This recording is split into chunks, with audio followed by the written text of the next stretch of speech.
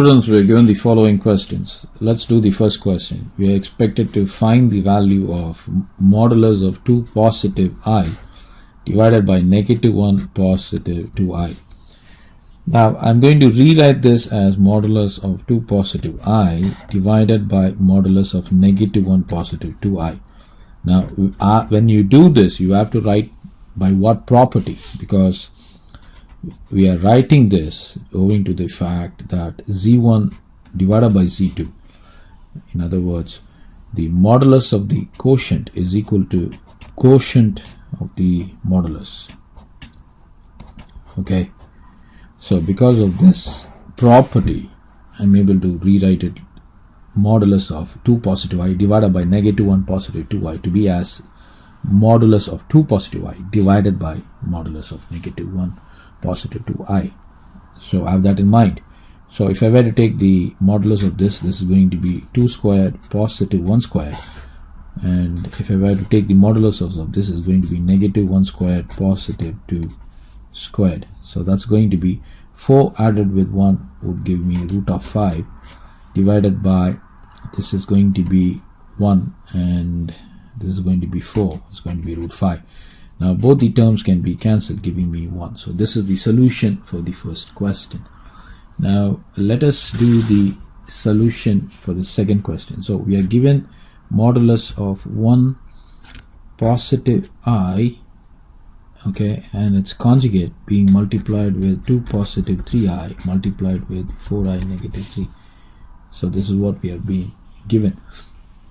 Now I can rewrite this, okay, as modulus of 1 positive I with its conjugate times 2 positive 3I times, of course the modulus is there, 4I negative 3. Now, why am I able to write like this? Because since modulus of Z1 times Z2 times Z3 is equal to product of the modulus. So modulus of the product is equal to product of the modulus. Okay. So because of this fact, I'm able to do that. So you have to write the property. Stating the property is important. Without that, you will not get the full score. You simply cannot rewrite this to be like this. They will ask you how. How do you know this is equal to this? So you have to state the property. So having obtained this, so this is going to be, we have to find the modulus of this conjugate. So that's going to be root of, we have to take the conjugate. But it doesn't matter for us, so because of the property we know. So this is going to be 1 squared positive 1 squared multiplied with root of 2 squared positive 3 squared multiplied with root of the real part first. So it's going to be 3 squared positive 4 squared. So this is going to be root of 2 multiplied with 2 squared is 4, 3 squared is 9, it's going to be root of 13 times, this is going to be 9, 16 is going to be 25. So root of 25 is going to be 5. So I can place the 5 here.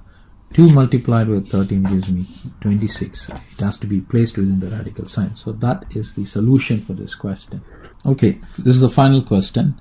We're given modulus of I times 2 positive I raised to the power 3 divided by 1 positive I raised to the power 2. Now I know that the modulus of the quotient, say Z1 divided by Z2, is equal to quotient of the modulus. So it's going to be mod Z1 divided by mod Z2. Of course, because of this property, I can rewrite this to be as modulus of I times 2 positive I raised to the power 3 divided by modulus of 1 positive I raised to the power 2. Now also modulus of Z1 times Z2 is equal to modulus of Z1 times modulus of Z2. So what does it mean?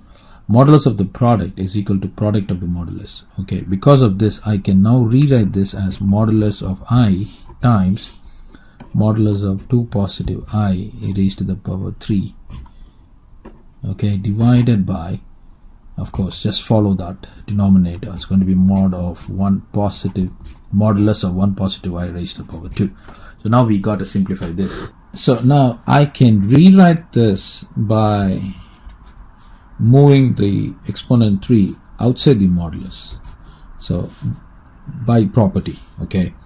So what is that property? See, modulus of z power n can be rewritten as modulus of z raised to the power n.